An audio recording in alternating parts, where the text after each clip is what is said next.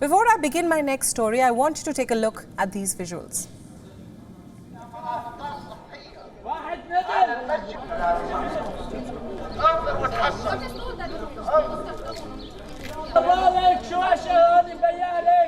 أن يستفيق من نومه وفي الجوامع.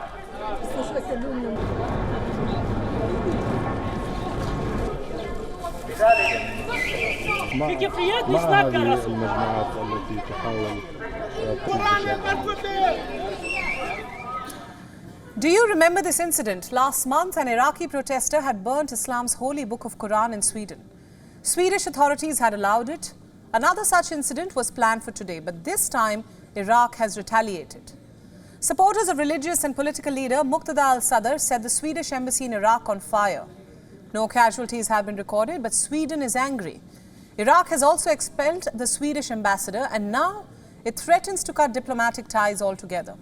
Take a look at all the details coming up in this next report.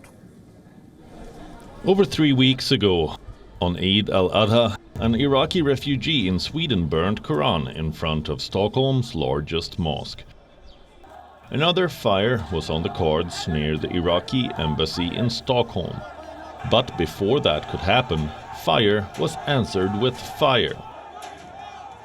Hundreds of Iraqi protesters torched Sweden's embassy in the capital city of Baghdad. Who were these people? Supporters of Shia religious and political leader Muqtada al-Sadr. Some held his portraits. Some raised copies of the Quran in the air. Others waved flags. Around 1 a.m. in Baghdad, the protesters scaled the Swedish embassy's walls, chanting pro-Sadr slogans. They clashed with the security forces and set the building ablaze.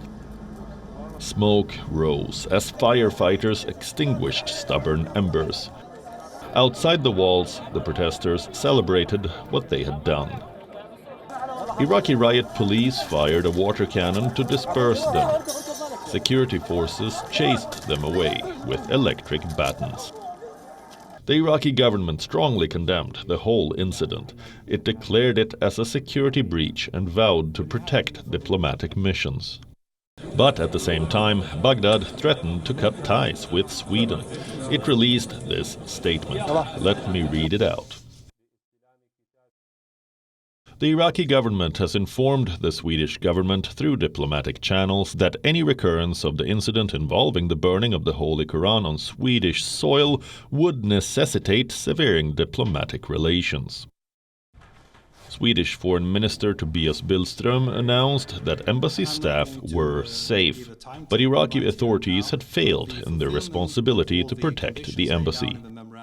Anger had been boiling in Iraq for weeks, but the lid finally blew off when news of another planned burning of Quran came up.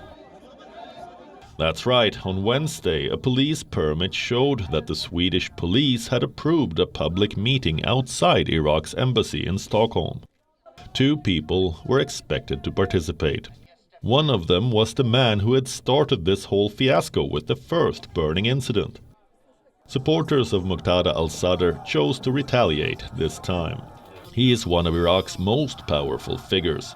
He commands hundreds of thousands of followers and hasn't hesitated from calling them to the streets. In a tweet, he said, and I quote, "I will wait for the firm official response before any action of my own." He also said Iraqi government should not resort only to condemnation and must take a firm position. Now, the authorities of Iraq have threatened to sever ties with Sweden. And what is Sweden's response? Swedish police says it had denied several applications earlier this year for similar protests. It had cited security concerns for this, but Swedish courts have since overturned the police's decisions. Why is that? They say such acts are protected by the country's laws for freedom of speech. But, seeing the latest chaos, the Swedish government is considering changing the law. The said change would allow police to stop people from burning the Quran in public, if they endangered Sweden's security.